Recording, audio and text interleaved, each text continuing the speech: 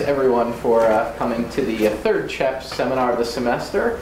We're very fortunate this week to have Dan Rees from the University of Colorado, Denver, and the Institute for the Study of Labor here today.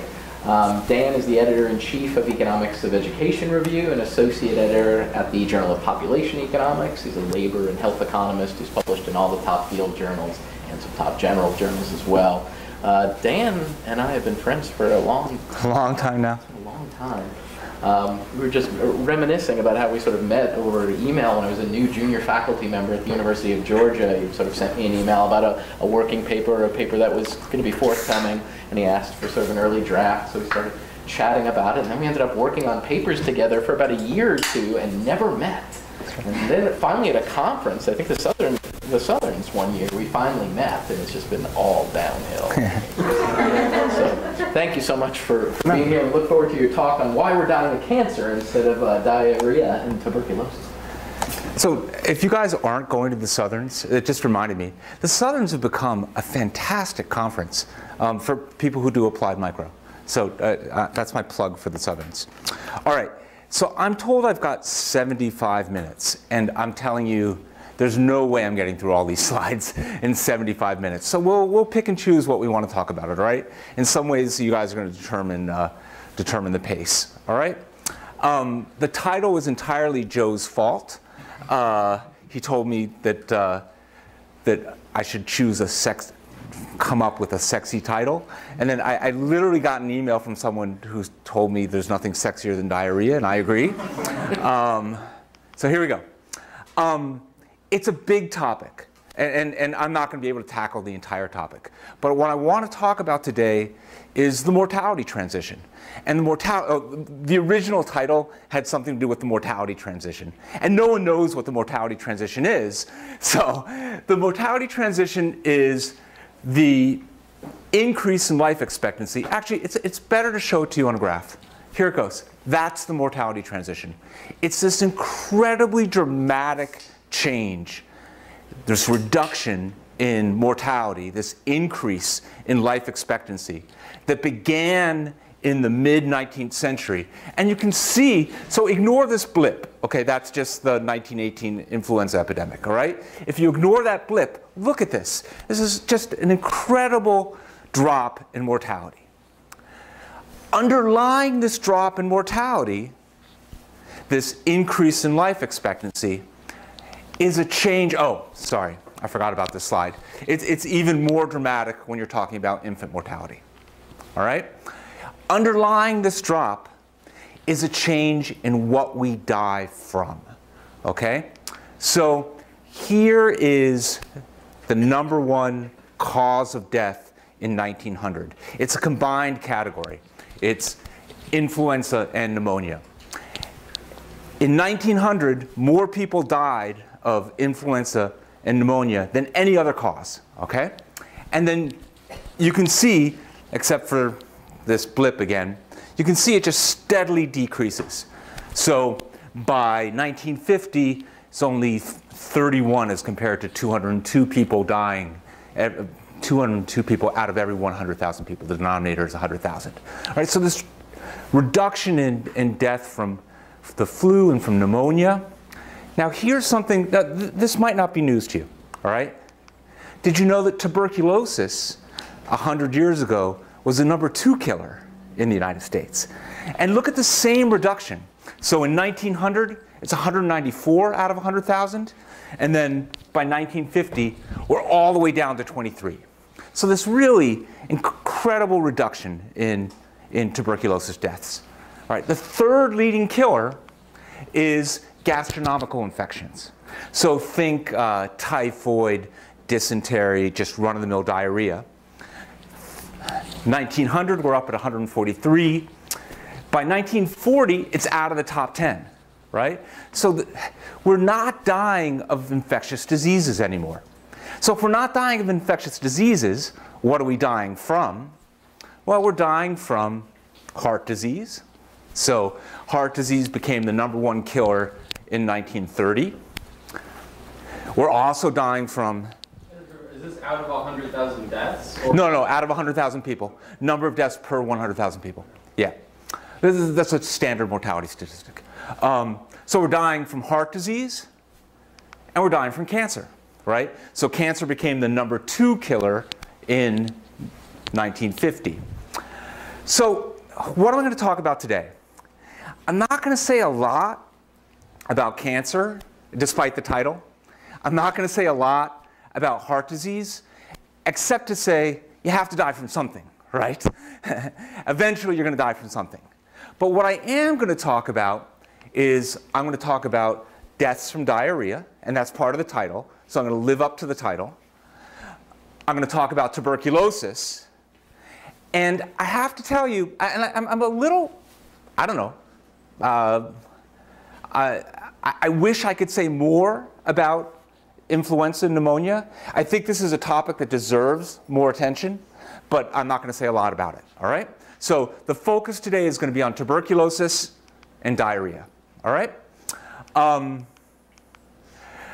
In particular, what I'm going to do is I'm going to talk about 2 papers. And I have to tell you, this is a setup for a lousy seminar, right? So never try to cram 2 papers into one seminar, and that's exactly what I'm going to try to do, all right? So I'm going to talk about 2 papers. The first paper is with too many co-authors, and it's going to talk about, so this is the title that you were going to get if I hadn't come up with the sexier title. So I'll talk about the urban mortality transition. And then the other paper is about TB, and that's the paper that you guys have on the table, all right? So this first paper, the results are really preliminary. The TB paper is much more polished. All right, so let's start with the first paper. The mortality transition is focused, it's really most pronounced in urban areas. And so in this paper, what we're going to do is, I've already said this, it's characterized by the eradication, that's probably a little strong, by the reduction in mortality from infectious diseases. And then this is key. In a really famous paper, Cutler and Angus Deaton, who has a Nobel Prize, they argue that the mortality transition is driven by public health interventions. So that's a standard view of this. Why are we dying of cancer and heart disease? Public health, okay? And I'm going to show you that's true for some diseases and probably not true for other diseases, all right? So, in particular, I think there's pretty good evidence for waterborne diseases that that's true, that public health interventions were key. But there's this whole other class of infectious diseases, so influenza, tuberculosis, diphtheria, whooping cough, right? Where I don't think it's true, or at least the evidence is not as good. What we're going to do is we're going to take data from the 24 largest cities in the United States in 1900, and we're going to look at different public health interventions and ask which was most effective, or which were most effective. All right? What we find, and I have to say this is a little disappointing, so I'll show you. We've got great data on public health interventions. But what we find is water is important, and the other interventions not so much. So providing clean drinking water by filtering it, by getting a new source of water, but not necessarily by chlorinating it, which was sort of surprising. That's important, right? But cleaning up the milk supply, not so much. Sewage or providing sewage, not so much, not very important. And, you know, I would have liked, I suppose, to have found out that milk was really important, but oh well. I'm not going to talk a lot about the data, except to tell you that it took us years to collect these data, not just for these 24 cities. You'll see in the next project, we've got data on every registration city in the United States, so 500 plus cities. And the original data, they're published, they look like this, right?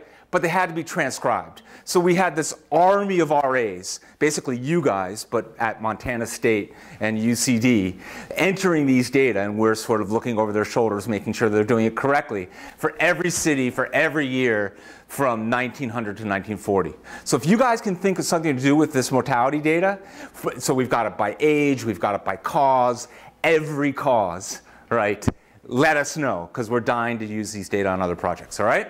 So this is what the data look like. This is 1 year for one city. What is it? Pittsburgh for 1914. And you can see here are the causes, and then here are the ages, and the number of people who died in Pittsburgh from each disease. So it's really detailed data. No one else has transcribed these data.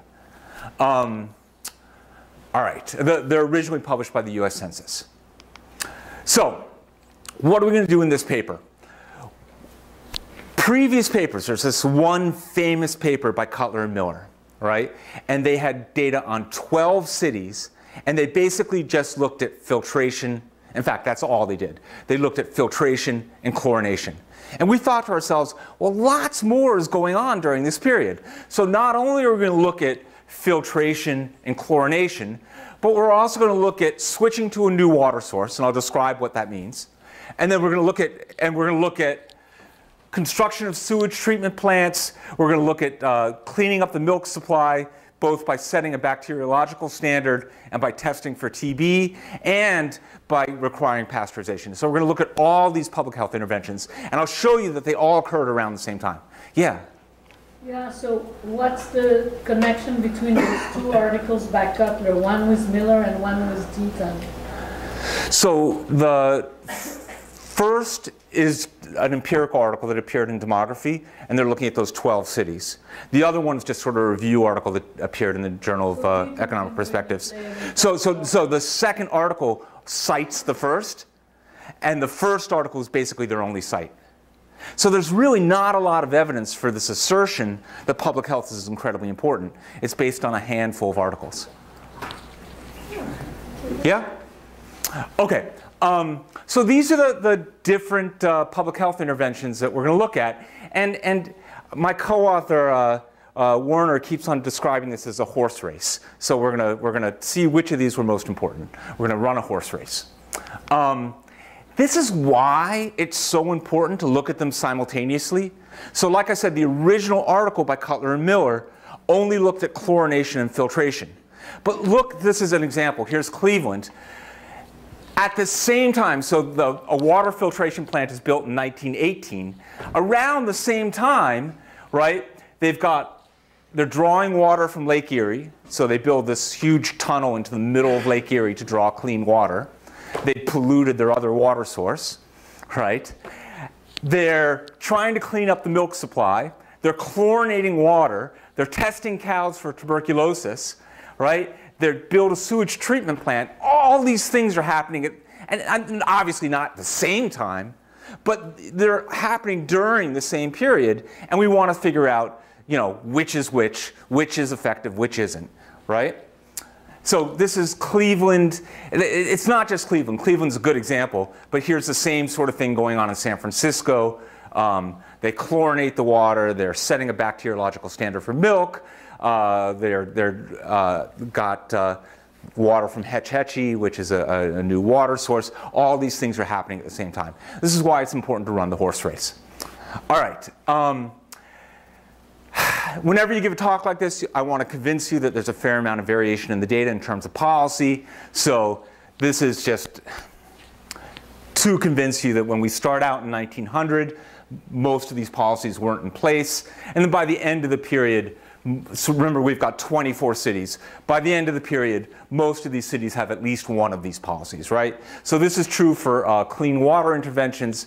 Oh, sorry, I forgot about the slide. So this is true for clean water interventions. I'll show you in a moment. It's also true for milk, all right?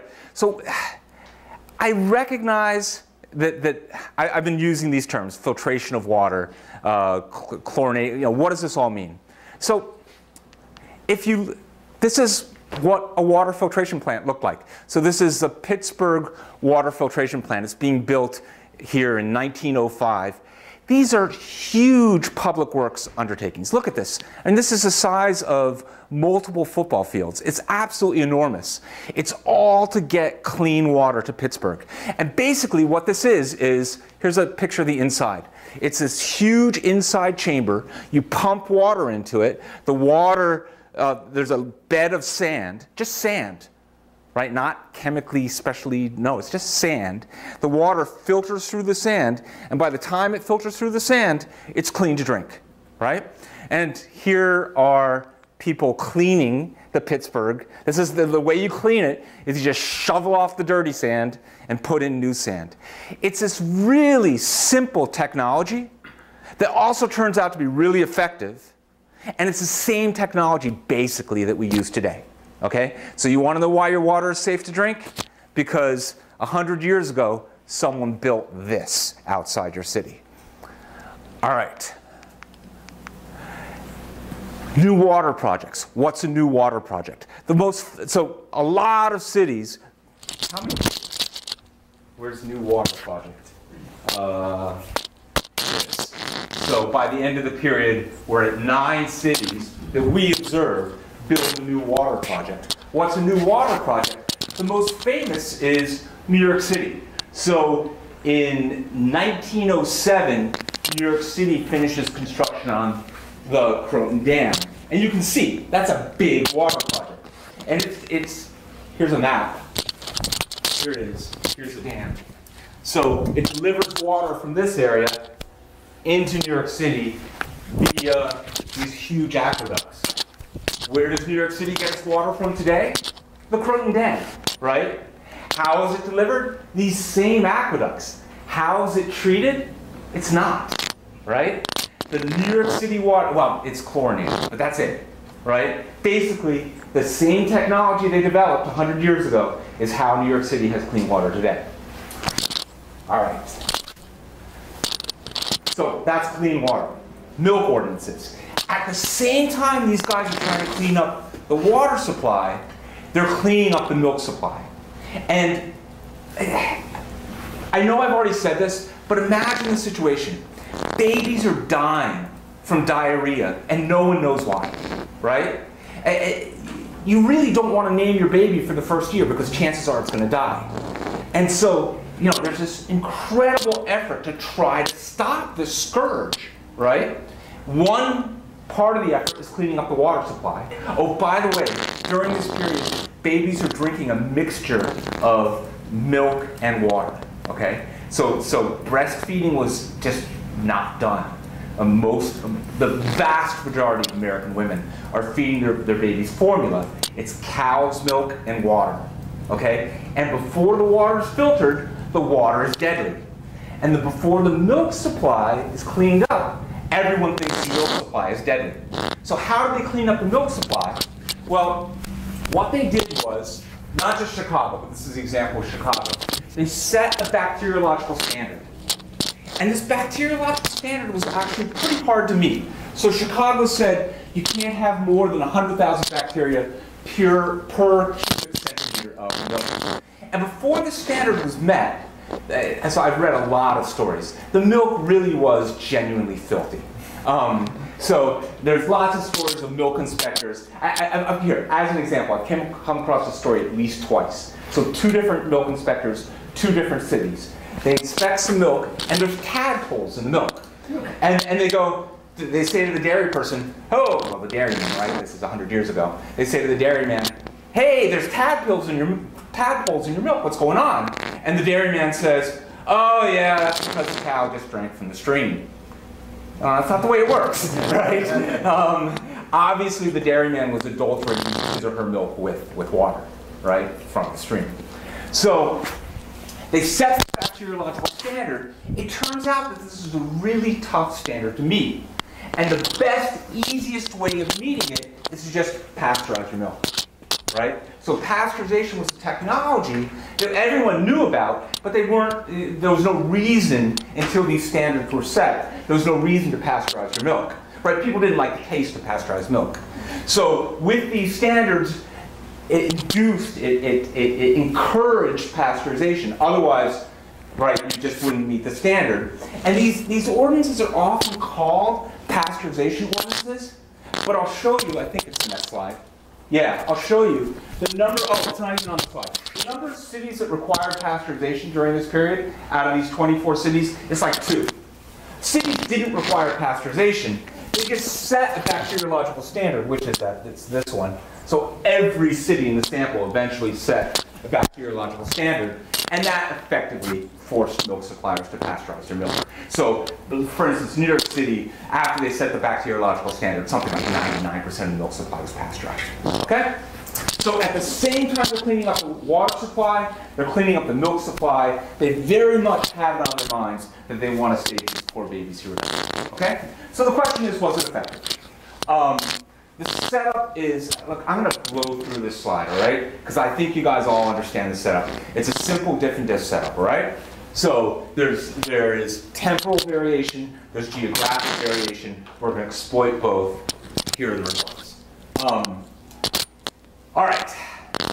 We look at total mortality, and the truth is, so here's the horse race, right? So filtration, chlorination, new water source, sewage, TB testing of milk, bacteriological standard of milk. Not a lot is going on with total mortality. But if you look at infant mortality, we actually find some significant results, and they're relatively, large. I don't know. You tell me. So filtration of water is associated with a reduction in infant mortality about 8%. Right? When we start looking at specific diseases, so I told you, we collected all the treated by the cause of death. When we start looking at specific disease, oh, sorry, forgot. New water sources associated with somewhere on the order of a 10 to 20% decrease in infant mortality. So that turns out to be important as well. When we start looking at specific diseases, so typhoid, diarrhea, non-pulmonary TB is bovine tuberculosis. So it's tuberculosis that you get from drinking contaminated milk, as opposed to pulmonary tuberculosis. So if that's what the tuberculin testing of cows is all about. So what we find is the effect on typhoid mortality is really large. Basically, filtering water gets rid of typhoid, right? It's incredibly effective. So if you look at this estimate as compared to the mean, right, that's a big effect. Filtration of water, a new water source reduces diarrheal deaths by about a quarter. It reduces diarrheal deaths among kids under the age of 2 by about 30%. So those are big effects. And that's about it.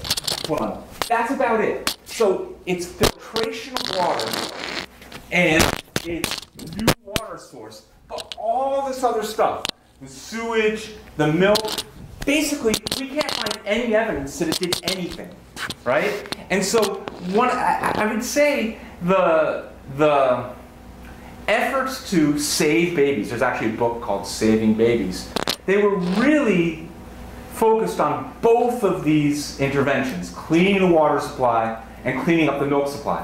And we can't find any evidence at all that cleaning up the milk supply did anything. What's more is, we can't find any evidence that chlorinating the water did anything, right? It's all on filtration and getting a new clean water source. It's really quite astounding, right?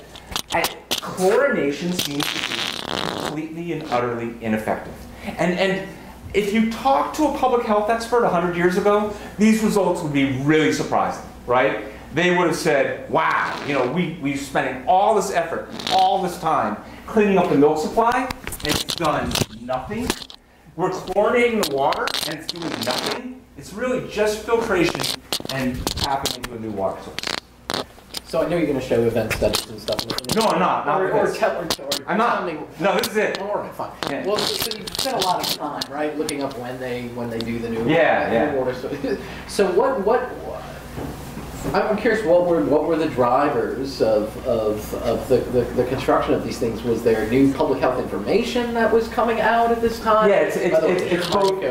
Oh, sorry. Told you not to mic me. It's both, right? So there's this new awareness of the drivers of disease, of the vectors of disease, right? And then it's interesting, part of the motivation is, you notice that all the statistics began in 1900? So the infant mortality statistics, same with maternal mortality statistics. So the Census Bureau starts publishing these mortality statistics, and all of a sudden the United States wakes up to the fact that we look really, really bad compared to Europe, right? So infants are dying at a much higher rate in the United States than in Europe. Maternal mortality is much higher. So all of a sudden there's this push to clean both up. All right, so I've already summed this up.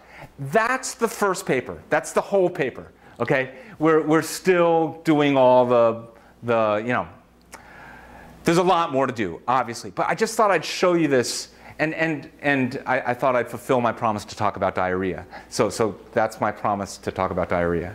So in terms of like the milk standards and all of that, that seems like it should be pretty homogeneous from one city to the other, right? It's just, you have no, not necessarily, not necessarily. You have a policy that puts in a standard that Yeah. effectively incentivizes everyone to pasteurize milk. So the issue is the standards differ, Okay. and I didn't code that. I just coded a standard, I see. and enforcement differs as well. Okay. So, Right. Yeah. That's a question I had earlier when we were talking about it, and I was assuaded by this story that, look, the cheapest way was just to pasteurize everything. The other thing, and especially with the sewage treatment... I think that's true. I mean, I do think effectively this encouraged everyone to just pasteurize. But, you know, we're talking the difference between 80% of the milk supply being pasteurized and 99% of the milk supply being pasteurized. Right. So that's pretty, especially for Sure. this era with this kind of data, like, that's pretty good uniform treatment. Sure. Right. But for sewage, for example, you can imagine that every sewage project in each of these cities looks very different. Like, didn't Chicago like reverse the flow of the river? Yeah, no, that's actually, that's coded in the, so they did it in 1900. It's Okay. right as our yeah. Okay, but you know, I'm just wondering if you could think about, have you thought at all about kind of the heterogeneous nature of this city by city? Yeah, so I mean, this is, it's absolutely an issue, right? And I'm the guy who's coding up all these policies, Sure. right? And so when my co-authors are sort of taking this tact with me, I say, yeah, really? You want to code this stuff up? Like, you don't know how hard it is just to get this coding down. But yeah, I absolutely agree. Like, there's a trade-off here, right? So this is absolutely the first cut. Sure. Yeah. All right, let's talk about tuberculosis.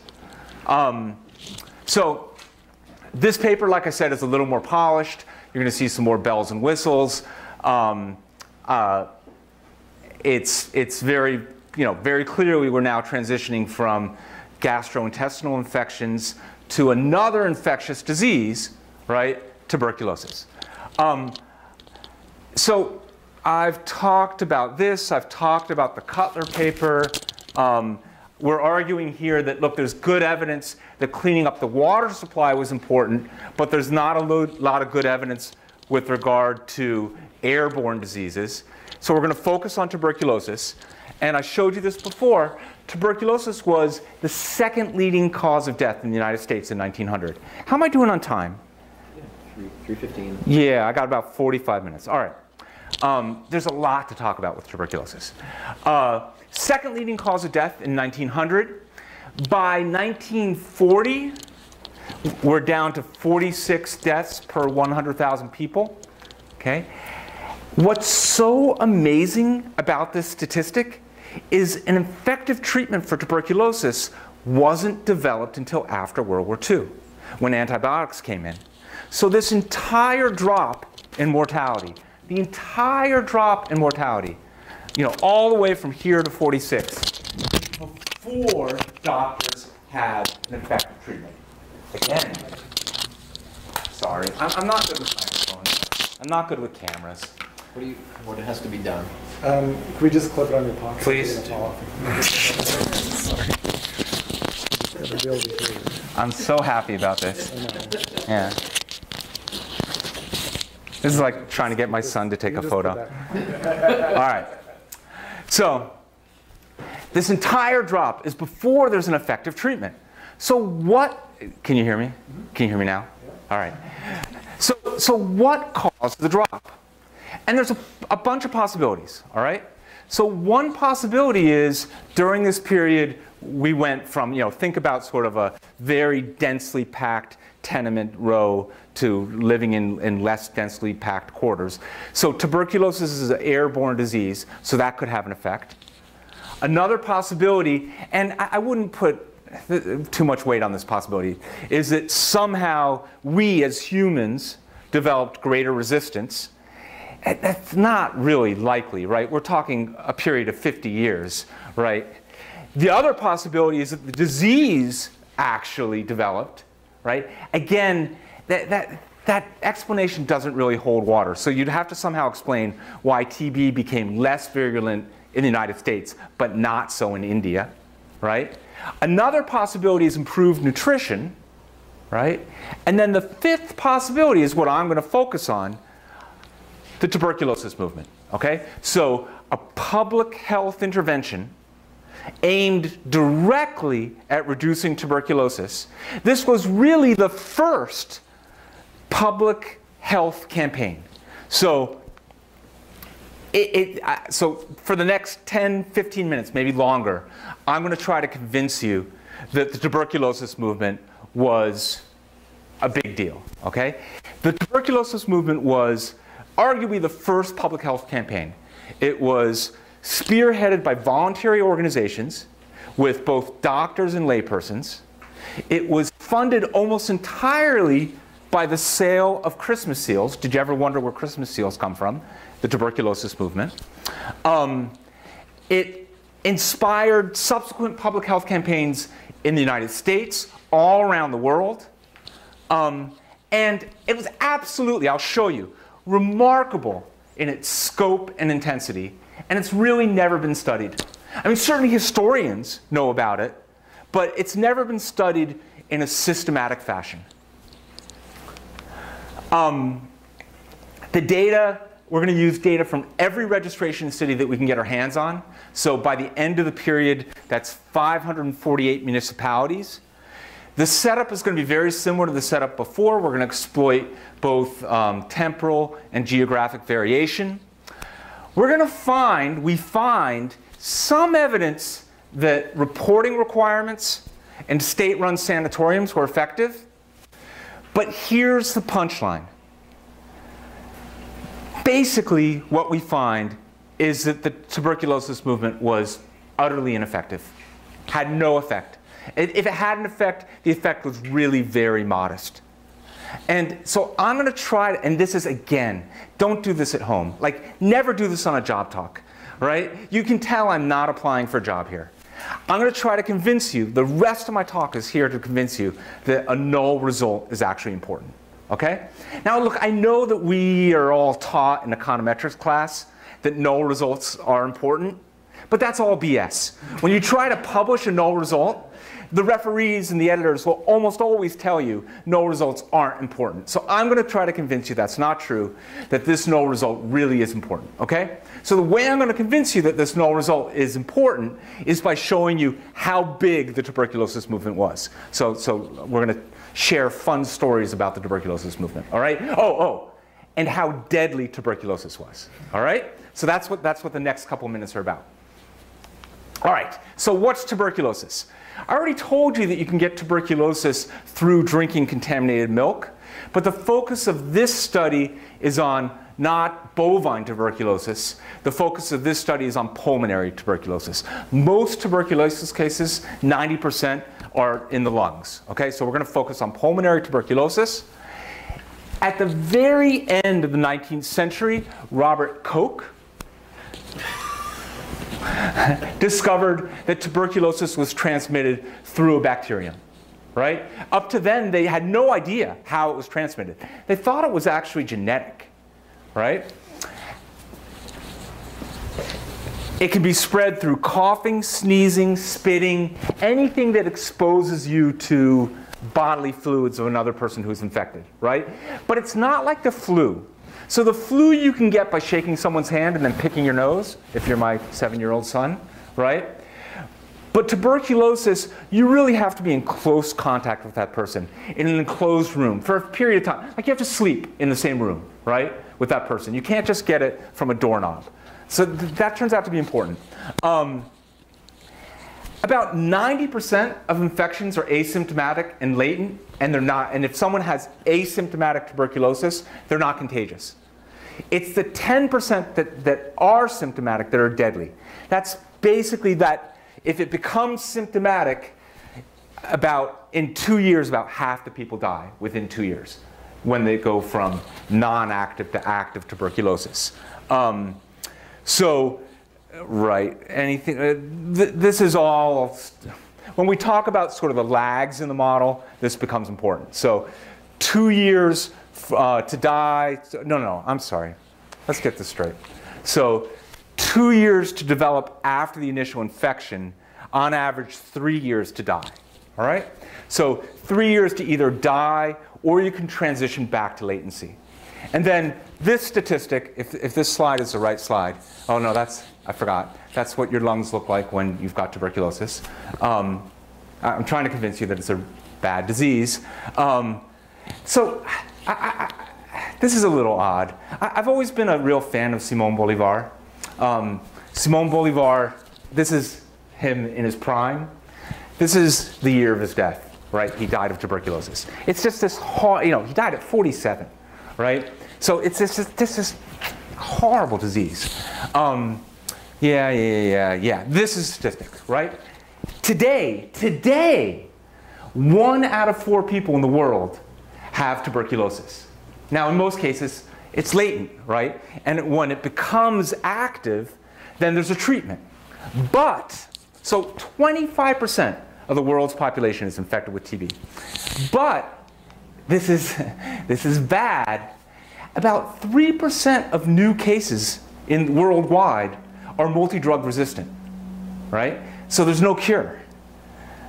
In some places, so we're talking Eastern Russia, Southeast Asia, we're up to like 10% of cases are multi-drug resistant. So we're in a situation where in a couple of decades, we're going to have to figure out some way of combating tuberculosis, right, without effective drugs. And some experts have argued that we need to bring back the sanatorium. And I just want to convince you that these aren't crackpots, right? That these are real, people who've thought about this. That suggestion actually came out in The Lancet, all right? So the very policies that were spearheaded by the tuberculosis movement 100 years ago, we may have to fall back on, all right? And like I'll show you, these policies are utterly ineffective. So here we go. What was, I'll give you a second to read the title. That's a great title, right? Like, I don't care if Woody Allen is being Me Too'd. I think that's a great title. So, if you asked contemporary observers why it is that the tuberculosis rate was mortality rate was falling like a rock, they would have said, without a doubt, no hesitation, it's the tuberculosis movement. Of course it's the tuberculosis movement, right? Historians, when they look back on this, they're not so sure, right? But historians, so I would argue they are skeptical for a reason. I like this first quote. Whether and to what degree the tuberculosis movement contributed to the declining death rate in the United States, we'll never know in the absence of controlled studies. So basically, historians are just throwing up their hands, right? We can't answer this question. We just don't know, right? And you read these quotes and you think to yourself, oh, wait a second, we can investigate this. We're economists. We've got the tools. Like, my brother's a historian, right? This is the sort of thing he would write without thinking about it. But I see that and I go, no. Let's get the data. We can do something here, right? So that's what this project is all about. We're going to see if we can figure out to what degree the tuberculosis movement contributed to the declining death rate. All right. So what was the tuberculosis movement? So between 1900, so our data goes from 1900 to 1917. We cut it off in 1917 because of the flu epidemic. The tuberculosis movement got its start, and hundreds of TB associations sprung up all across the country. The TB associations were financed by the sale of Christmas seals, okay? And they gave financial support. I'm going to explain what a sanatorium is and a TB hospital is, but basically, sanatoriums and TB hospitals they isolated TB patients. So, and they also taught TB patients how not to spread the disease. And so, if the disease went back into latency, they'd go back home, right? And presumably they'd know not to sleep with their family in the same room, right? Or not to, we'll talk about all the things that you shouldn't do if you've got tuberculosis. All right? So they provided financial support to sanatoriums and TB hospitals. But in addition, and I think you could argue that this was their main function, in addition they served an educational function, right? So what they did was they sponsored parades and exhibits, and they gave out flyers and books and lectures. Now this is the turn of the 20th century, right? So everything was very local. Right? We're not there's no radio, there's no TV, there's no internet, God forbid, right? So everything is very, but you can imagine, right? These exhibitions, for instance, so is this this is an exhibition, this is a flyer for an exhibition. These things drew lots and lots of people. They were big draws. Think about it, right? Everyone knows someone who died of tuberculosis. Everyone is terrified of dying of tuberculosis. You can die of tuberculosis at any age. Right? Young, child, anyone can die of tuberculosis. Rich, poor. Of course people were fascinated by this, right? And they'd have lungs that they would dissect and stuff like that, right? So these were big draws. They served an educational purpose. And if you look at the literature, and it's hard to overstate how big the impact was of the tuberculosis movement on the way we live our lives today. All right? So, as an example, at the turn of the 20th century, Americans spit continuously, all over the place. So you would read contemporary stories of walking into a trolley car, and there'd be a layer of spittle like this on the floor of the trolley car, right? So the tuberculosis movement discouraged people from spitting. So if you absolutely have to spit in a pocket spittoon, right? So women would wear long dresses at the beginning of the 20th century, right? What's the problem with wearing long dresses? Well, it's being trailed in the spit all day. So because of the tuberculosis movement, hemlines came up, right? Men all had beards at the beginning of the 20th century. What's wrong with beards? Well, the idea was your spittle would collect in the beard, and then you would kiss a baby and give the baby tuberculosis. So why do men in the United States all of a sudden start shaving? The tuberculosis movement. Kids were taught to play outdoors, keep their hands and fingernails clean, cover their coughs and sneezes. Have you ever been on a train? This happens to me. This has happened to me. I'm looking at the time. It's a little bit, but we Americans are so profoundly affected by the tuberculosis movement in ways that I just go through the. Okay, like in Europe, I've been on a train, and I, as the American, I'm constantly rolling down the window, right? I want the fresh air, and the Europeans are like, "Are you crazy? It's cold outside." I'm like, "Are you crazy? We're in enclosed, roll down the window." Or, you don't like that example, Dixie cups, tuberculosis movement. Before Dixie cups, we all drank water out of something called a common cup, right? It's just a cup hanging by a fountain, and everyone used the same cup. Before the tuberculosis movement, where does the ice cream cone come from? The tuberculosis movement. Before the tuberculosis movement, we would have penny licks. A penny lick cost a penny. It was a scoop of ice cream on a penny lick. You'd lick it, hand it back to the person who sold it to you, and they would just reuse it, right? Dixie cups, penny licks, the list just goes on and on and on. Every time I hear my wife talking to my kids about covering their cough and it's really back to the tuberculosis movement. This movement had a profound effect on the way we behave. It really did. All right, what else? Oh, yeah. So here are some posters from the tuberculosis movement. Obey the rules of health, fight tuberculosis. Your kiss of affection is the germ of infection. You gotta love it, right? Sanatoriums. So sanatoriums were sort of the first, I'm trying to give you a sense of the way the tuberculosis movement progressed. The sanatoriums were the first big idea.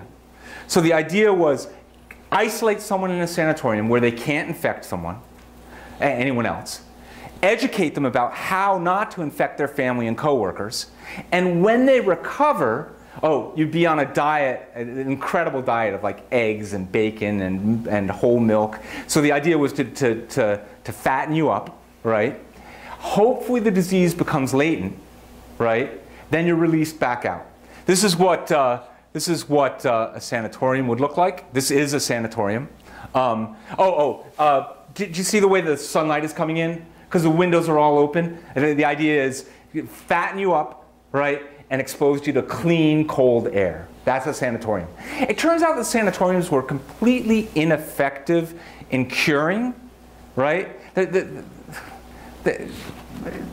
Exposing you to clean air doesn't cure you, right? But at least you could argue they educated and they isolated patients, all right? Open air camps. If you couldn't afford a sanatorium, right, then the next best thing was an open air camp. And an open air camp, you would go there during the day, and then at night you go back home and sleep with your family. So here's this poor guy is suffering from tuberculosis, right? But he's in an open air camp, breathing clean, cold air, so he'll be okay. But basically, you know, these were a poor person's sanatorium. TB hospitals, in sort of 1908, 1909, experts became disillusioned with sanatoriums. They realized that they would send these people home and they would just get sick all over again and come back to the sanatorium. So they said, look, we really need to focus on the sickest of the sick and isolate these guys with active tuberculosis, and we're going to put them in a TB hospital. And so TB hospitals, they look a lot like sanatoriums, right? The cure, but basically everyone here that you see in bed, they're going to die in a couple years or in a couple months, right? They're advanced enough that there's no sending them back. So the idea was isolate the sickest of people. Here again, so it's important to show you how much variation we've got in the data. So at the beginning of our time period, there's basically no sanatoriums, no TB hospitals, no open air camps. And then by the end of the period, remember we've got 548 cities, so we've got on the order of 40 to, 65 of sanatoriums, open air camps, and TB hospitals. So most cities didn't have them. Right, but keep in mind, there's cities of all different sizes. So a city is not the right word, municipality, right? So for instance, in Colorado, okay, we've got Denver, we've got Colorado Springs, but we've also got tiny little towns out in the middle of nowhere, Lyman and Greeley and so forth, okay? So basically we've got every city and town in the United States, every registration city and town in the United States, okay? This is a map to sort of show you the growth of sanatoriums over time. The dots are municipal sanatoriums. The X's are state-run sanatoriums that turn out to be important. State-run sanatoriums are just much bigger. So here it is in 1905, not a lot, right? Here it is in 1910. Now we're talking a fair number. And then by the end of our period, there's a lot of sanatoriums in state-run, both state-run and municipal sanatoriums, okay? So a lot of temporal and geographic variation. Looking at the time, okay? Reporting requirements turn out to be really key. And the reason reporting requirements are so key here is doctors didn't have an incentive to tell their patients that they were suffering from TB. If you're a doctor and your patient is suffering from TB, and you tell your patient, hey, you've got TB and it's incurable, what is your patient going to do? Go find a new doctor, right? So no one wants to be told, hey, you're dying of an incurable disease. If the patient doesn't go find a new doctor, the patient's just going to leave and head off to a sanatorium. So doctors were really reluctant to tell their patients that they were suffering from TB. So reporting requirements actually forced doctors to tell the patients and the local health officials that the patient had TB. And then if the patient continued to be a careless consumptive, so if the patient continued to sleep with his or her family in the same bedroom, or cough around his or her coworkers, or spit around his or her coworkers, in some states that person could be forcibly removed to a TB hospital or to a sanatorium, okay? So reporting requirements turn out to be really important. This is the map of reporting requirements. 1905, not a lot of ordinances. 1910, many more. And then by 1917, they're all across the country. We're also going to look at other anti-TB laws. So prohibitions on public spitting, laws that require the disinfection of premises, and then prohibitions on the use of common cups. So basically the goal here is to, here's the variation in those things.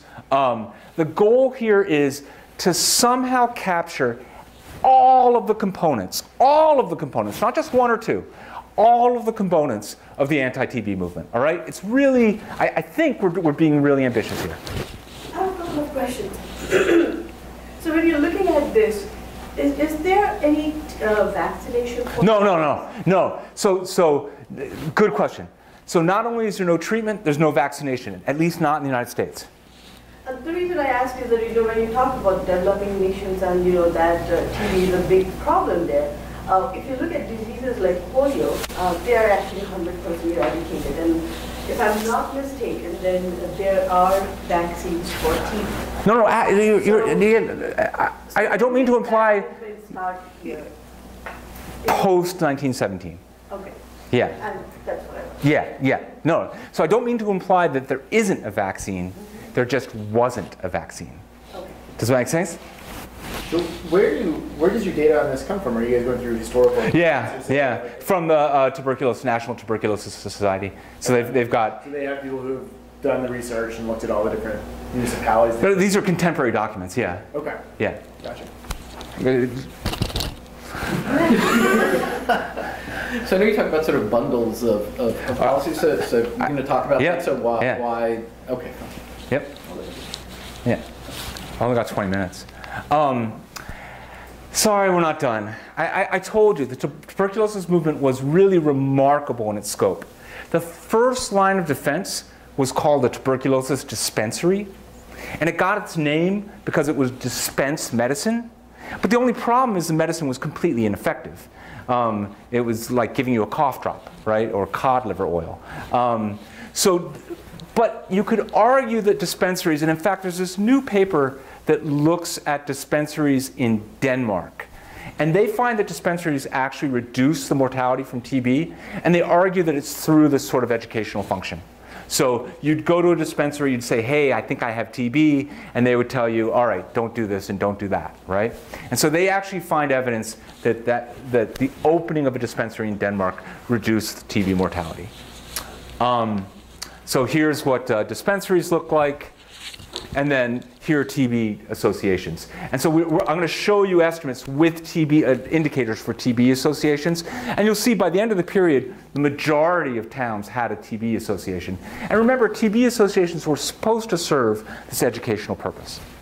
All right. We've talked about the data. This is what the data look like. This is what we're trying to explain. So over the period that we're interested in, there's a 28%, basically a 30% drop in TB mortality, all right? And the question is, what percentage of this drop does the TB movement explain? All right, the setup is the same as before, really standard. I want to focus on, I want to focus on the fixed effects, all right? So what exactly the year fixed effects are doing and what they're not doing. So I want to be very clear about what the identification assumptions are, all right? I told you before that the TB movement was very much a local movement. Before a TB association opens in your town, there's no way for you to have learned all this stuff, all right? Now you're thinking, oh, but no radio, right? No national papers either. Now there were national publications like Good Housekeeping, Ladies' Home Journal, and Popular Science. And this is exactly the period when magazines like this started emphasizing what they would call antiseptic consciousness, right? So this is exactly the period where, for instance, what you would consider a modern-day kitchen comes into being, right?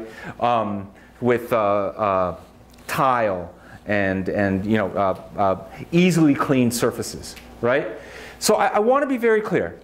The year fixed effects are going to pick up any common sort of movement towards antiseptic conditions, all right?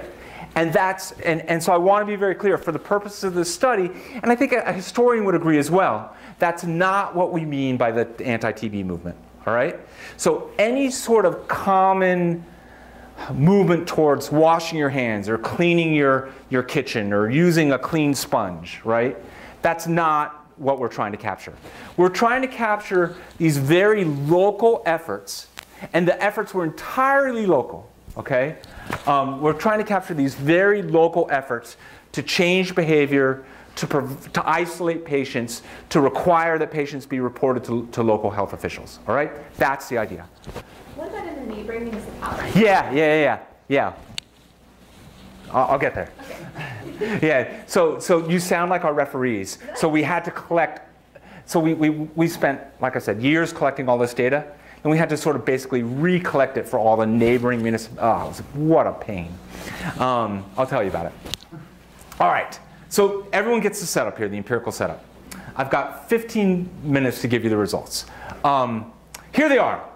Okay, again, never do this on a job talk. This is just a terrible, horrible table.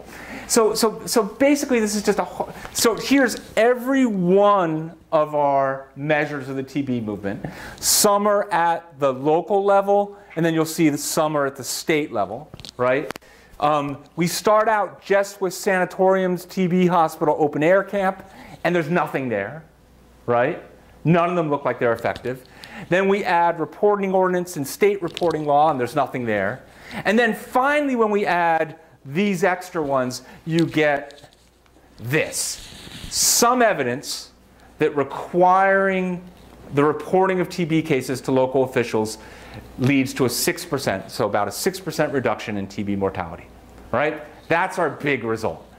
So are most of these like the presence or absence? Yeah, they're all indicators. All of them are indicators, absolutely. Okay, we'll get a little more sophisticated in a moment. But basically, we're looking at this and going, wow, this is one big null result, except for reporting requirements. What do we do with this? So, of course, you really want to sort of push it a little bit. Is this really a null result? Even the one result that we get doesn't look great. So here's an event study analysis. And look at the, so we go 5 years prior, 5 years after. What do you see when you look at that? If you really wanted to prove that reporting requirements were important, what would worry you about that? They seem to kick in, right, before the law actually comes into effect.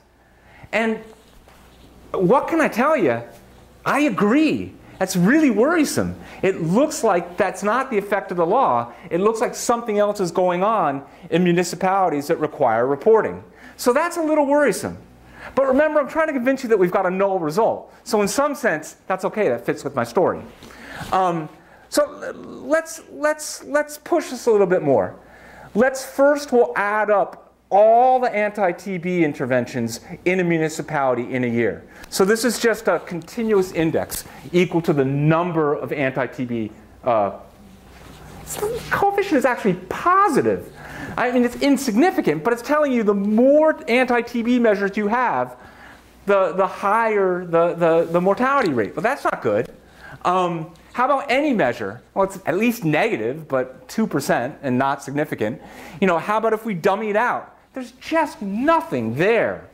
Then Joe asked about bundles. So we started looking at the most common bundles. So the most common bundle is a municipal TB association and dispensary. Nothing. The second most common bundle is a TB association, dispensary, and a sanatorium. Nothing. The third most common bundle, the fourth most common bundle, the fifth most, there's nothing there. Then we look at interactions, right? So we were thinking a reporting requirement and a sanatorium. That should be important. No, nothing. How about a reporting requirement in a TB hospital? Nothing. This is a big fat donut, nothing. Yeah, but I mean, aren't your funny results suggesting like a lack of exogeneity in these policy treatments? So what's that third factor that's coming in before reporting requirement? Well, yeah, I mean, your event study is showing that the policies don't appear to be exogenous. Yeah, so I think I'm restating your question accurately. Okay. So what could be coming in before a reporting requirement? Well, and even like your next slide when you showed the Yeah. positive coefficient. That's a reverse causality. There's okay. So yeah, a couple things. So when you look at the whole set of variables, you're right. There's as many positive as there are negative coefficients, right? But I don't think that's really evidence of anything. But hold on. Then your other question is, something seems like it's predicting these anti-TB measures, but we really don't know what it is. So we've checked this, right? And here are the results. The astounding thing is, if you look at TB mortality in 1900, our first year, right before any of these anti-TB interventions came in, there's nothing there. It doesn't predict whether the municipality adopted an anti-TB measure. So the only place you see it is reporting requirements, right? So we did it for each one of these interventions. We did an event study. You see it for reporting requirements, but that's it. So, is it a little worrisome that I can't tell you precisely what it is? A little, but the overall impression is, wow, there's just not a lot there. Okay, so hold on. Where was I? So we looked at these bundles. We looked at these interactions. Here's the one point. Now, I've only got 10 minutes left. Here's the one point in the talk where I'm going to try to convince you that there really is an effect. And it's for state-run sanatoriums. And so the thing about sanatoriums, up to this point in the analysis, we've just been looking at municipal sanatoriums. So sanatoriums that were basically right next to a city or even within the city limits. But lots of sanatoriums were built out in the middle of nowhere, right? That was the whole idea of some of the fancy sanatoriums. Get you out into the middle of the countryside where you can breathe clean air. And state-run sanatoriums tended to be in the middle of nowhere, right? And they tended to be really big. So by 1917, about 40% of total capacity of sanatoriums was in these state-run sanatoriums. So let me show you some of the things we did with sanatoriums, focusing on sanatoriums. So one thing we did was we just looked at the number of sanatoriums, and it doesn't look like there's anything there. We actually tried to figure out the number of beds available per person in sanatoriums, and it doesn't look like there's anything there. The only place we got some traction was whether there was a state-run sanatorium. And, oh, he's left. But the event study for this one actually looks pretty good. So here's the event study for a state-run sanatorium. So there's basically, like this warms your heart, right? There's absolutely nothing until the year that it actually opens up. And then, there's a decline. It's about 4%, right? Now keep in mind, 4%, and we're trying to explain a 30% decline in total mortality. What's more is, not every state had a sanatorium, right? So this isn't going to get us all the way there. But at least, hey, it's one significant result, right? All right. I really think this is neat, this next part. I wish we had found something, but there's nothing. But you can imagine that all these sort of attempts to reduce tuberculosis mortality would have spillover effects, right?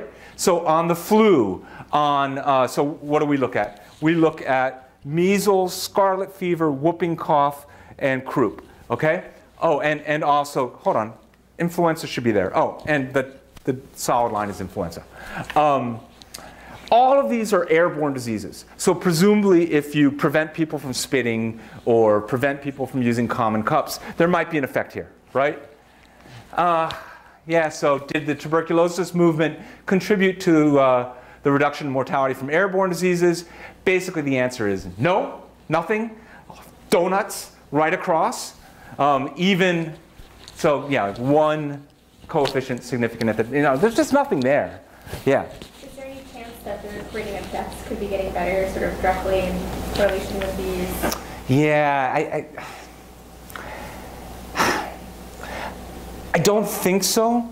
And the death statistics, so it's interesting. This is another reason to look at these different causes of death, because sometimes tuberculosis was actually confused with the flu or with bronchitis.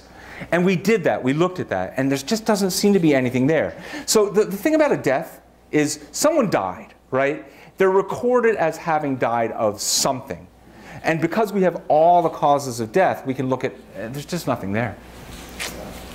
So you look at overall mortality as well, not just... There's nothing there. Yeah, yeah. All right. So I got 5 minutes to sort of give you the punchline. Here's the overall decline, about 30%, 28% in TB mortality. All right? What we did was we took the coefficients that I've shown you from the preferred model with all the interventions, and we predicted what the TB rate would be for every city had that city not enacted any anti-TB measure. Okay? Do you get the idea? And we said, all right, what would the TB rate be? Oh, first we did it for oh wow, you can't see it. Okay, first we did it just for, hold on. Did I skip over? All right, fine. First we did it for reporting requirements, but apparently I didn't put in the slide. And then we did it for every TB measure. So what would have happened had no TB measure been passed anywhere in the United States? And do I have I do, all right. So you can't see it. The solid line is the actual TB mortality rate. The dotted line is the predicted TB mortality rate. And then we built a 90% confidence interval around it. And that's what you can't see. You can't see the 90% confidence interval. But this number, 144, is the upper bound of the 90% confidence interval. So even if you're being incredibly conservative, right? And let's say you say the upper bound is the number that we want to use, then the TB mortality rate still would have fallen had no TB interventions been put in place. It still would have fallen from 173 to 144. And if you use a prediction, it would have fallen from 173 to 130. So most of the TB reduction would have occurred anyways. And that's basically the bottom line. So I know I've been going really fast, but the bottom line is pretty easy. Look, maybe reporting requirements were effective. Maybe state-run sanatoriums were effective, but their effects were modest in terms of magnitude. Overall, the TB mortality rate declined for some other reason. And you might say, I've given this talk before. I gave this talk when we were working on the first version of this paper. I gave this talk at Georgia State. And someone at Georgia State said, are you kidding me? I just sat through an hour and a half and your bottom line is none of this was effective? You want me to believe that a null result is important? And my answer to that is, come on guys, we're scientists. I just ruled out the biggest public health campaign in American history, right?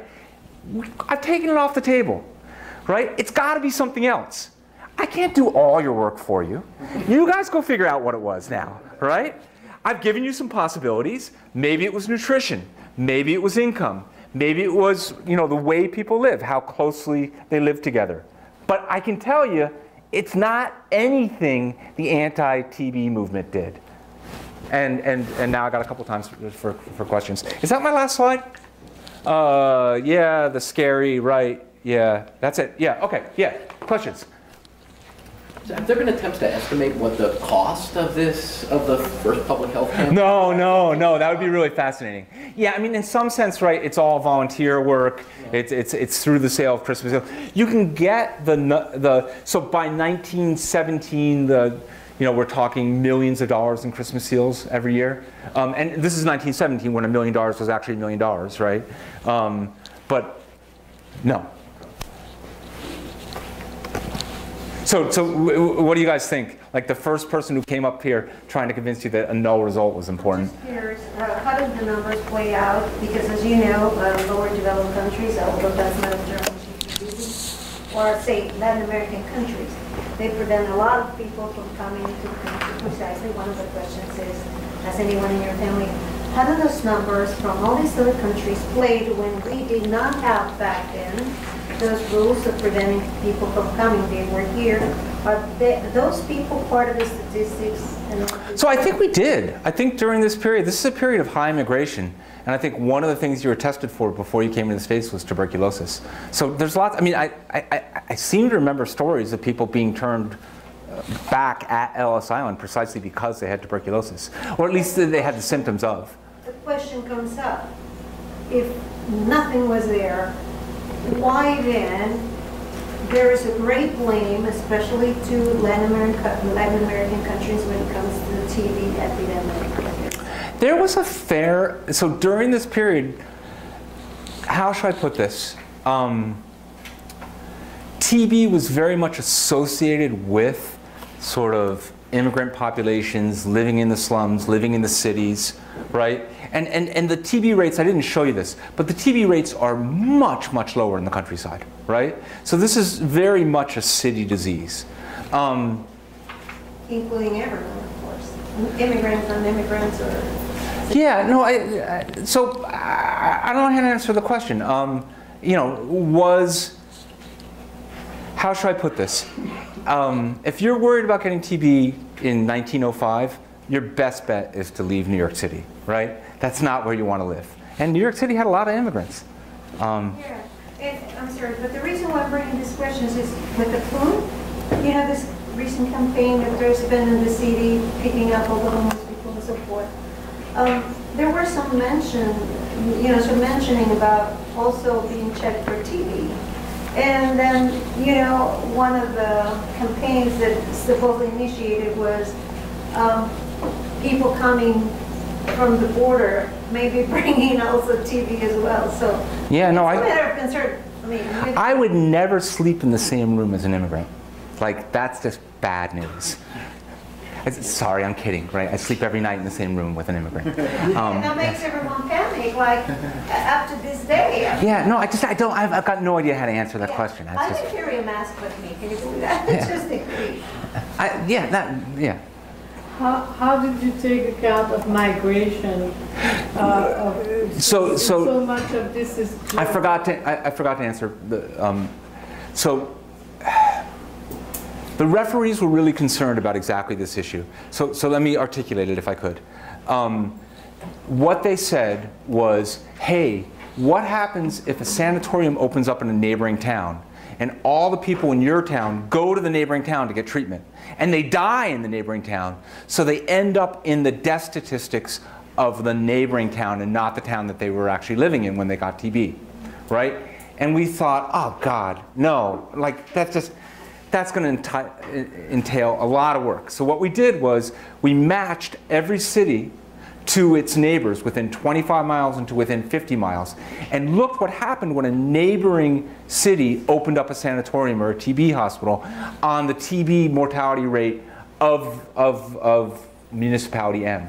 And there's, you know, not surprising, I spent the whole day showing you nothing. There's nothing there. There's nothing there. So I absolutely agree that it's a legitimate concern.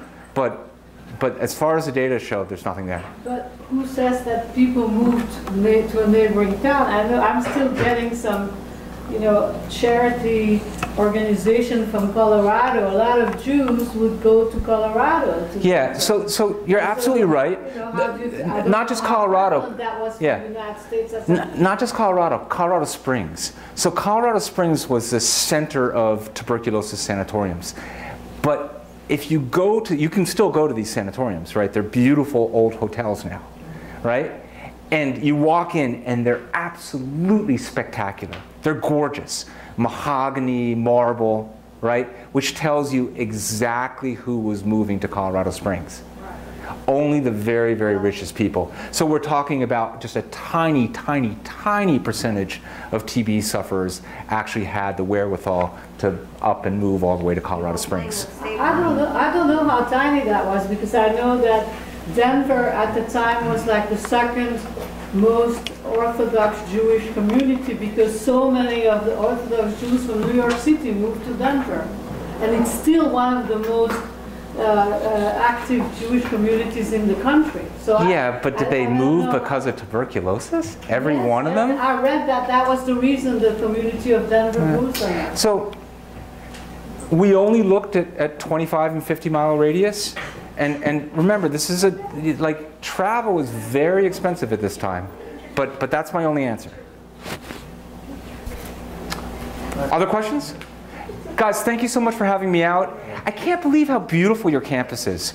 You guys are just so lucky to have this incredible campus. Our campus right now is cold and gray and disgusting. like even the pigeons are looking for other places to live. So thank you. Thank you, Dan.